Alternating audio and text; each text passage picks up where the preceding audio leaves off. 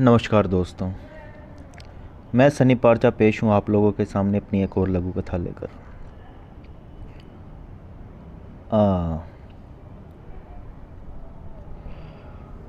कथा का शीर्षक थोड़ा अजीब है, प्याऊ,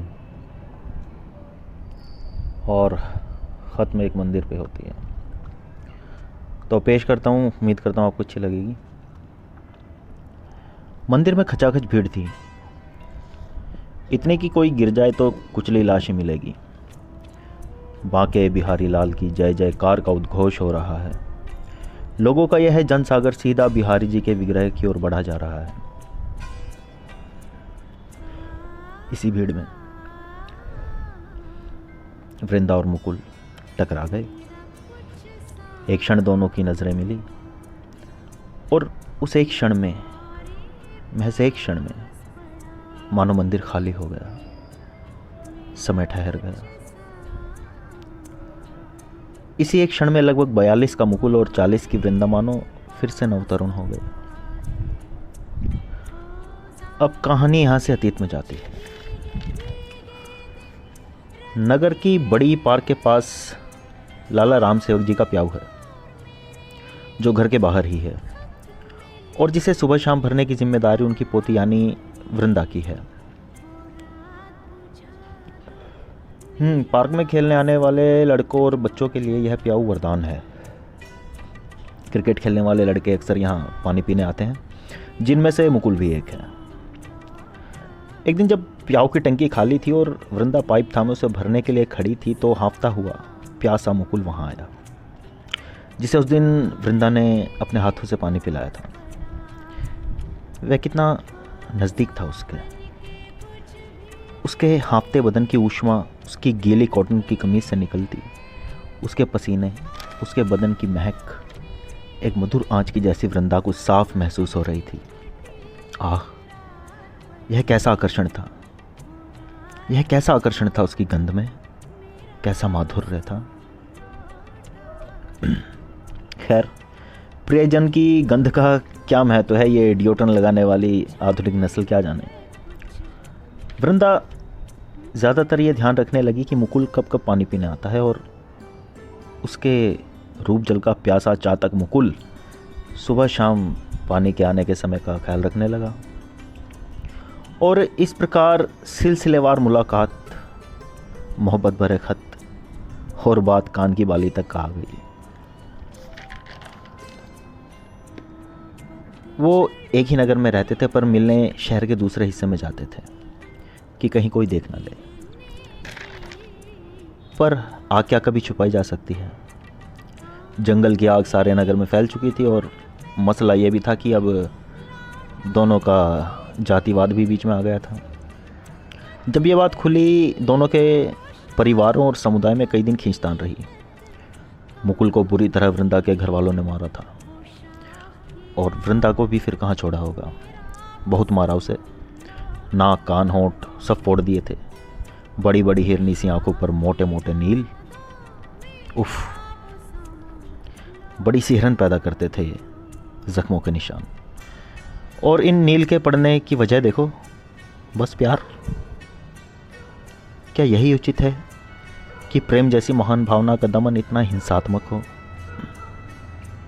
पर ये मार तो कुछ नहीं थी, मरना तो उन्हें जख्म भर जाने पर पड़ेगा, जब आस पड़ोस राह चलते अनजान अजनबी लोग उन पर भद्दी फप्तियाँ कसेंगे, जब उन्हें घर में कैद कर शब्दों के कठोर बाणों से हर क्षण बींधा जाएगा।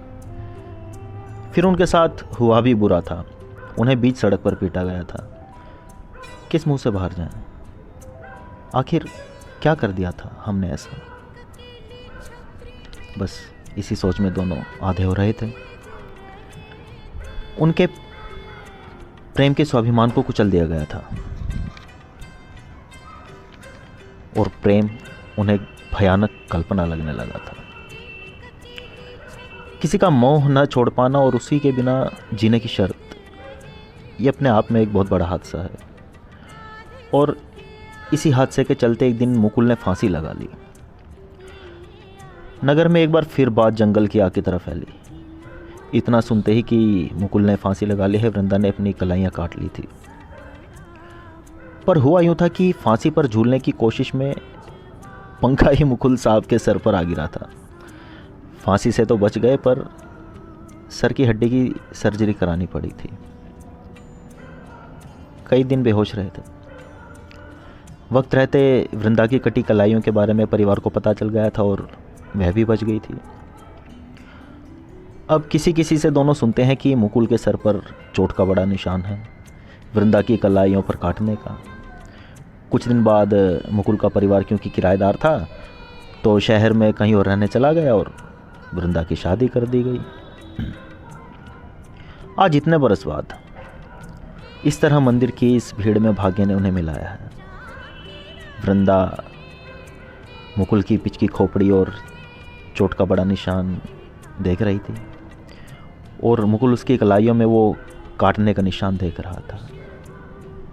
बस अब यही तो पहचान रह गई थी इनकी एक दूसरे के लिए। ये चोटें, ये जख्म, ये दर्द, और दोनों एक दूसरे को ऐसे देखते हैं जैसे एक दूसरे से आत्महत्या सफल ना हो पाने पर शर्मिंदा हो। जैसे एक दूसरे से कह रहे हो, यार बच गया मैं। आज जैसे मानो मुकुल चिल्ला चिल्ला कर कह रहा हो, लाला राम सेवक आओ, रोक सको तो रोक लो हमारे मिलन का यह अमूल्य क्षण। क्यों तुम्हारे बेटे पोते रोक नहीं लेते अब इस मुलाकात को? आओ आओ, मारो मुझे। पर इतने बरस हो चुके हैं कि लाला राम सेवक और उनके 3 बेटों में से 2 भगवान को प्यारे हो चुके हैं। मंदिर से निकलकर दोनों ने खूब बात की। ठंडी लस्सी के खुशबूदार कूल्हड़ और चटपटे पकोड़े, खूब महफिल जमी। और तब पता चला कि वृंदा का पति शादी के कुछ बरस बाद ही मर गया था। उसका बस एक बेटा है जो आजकल नौकरी की तलाश में है। पर दुख वृंदा को तब ज़्यादा हुआ जब पता चला कि मुकुल की शादी ही नहीं हो पाई। उसकी पिचकी खोपड़ी और कभी भी पड़ जाने वाले दौरे की वजह से किसी ने उसका हाथ नहीं थामा। और इस हर इनकार और आईने में हर दीदार पर उन्हें वृंदा याद आई। वो कभी भूले भी तो आईने ने फिर याद दिला दिया। वृंदा चाहे तो मुकुल का हाथ थाम सकती है, पर अब ये बातें महत्वहीन हो गई हैं। कमाल है ना, कभी जिस बात पर आत्महत्या की कोशिश की थी, आज वही बात बेमतलब है, बेमानी है, महत्वहीन है। उन दोनों की मुलाकात एक प्याऊ पर हुई थी, पर मुकुल को कहाँ मालूम था ये जल प्याऊ उसे ज़िंदगी भर प्यासा रखेगा। पर इस कहानी का अंतिम दृश्य वाकई सुंदर है। 2 बिछड़े प्रेमी, पुराने जख्मों के निशान, जहाँ बरसों पुराने प्रेम की कहानी कह रहे हैं। प्रतीक्षा के युगों से प्यासे 2 नैनों का यूं ही भीड़ में अकस्मात मिलना। दशकों से ठहरी कहानी की टूटी कड़ियों का यूं आश्चर्य से एक एक कर खुद जुड़ते जाना। और उस पर ये सुंदर, रमणीय, दिव्य वृंदावन की धरती।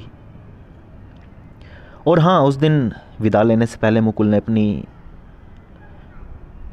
उसी वृंदा से पानी मांगा था और वृंदा ने अपनी किनले की बोतल से ऐसे पिलाया था जैसे अपने प्याऊ पर मुकुल को पिलाया करती थी।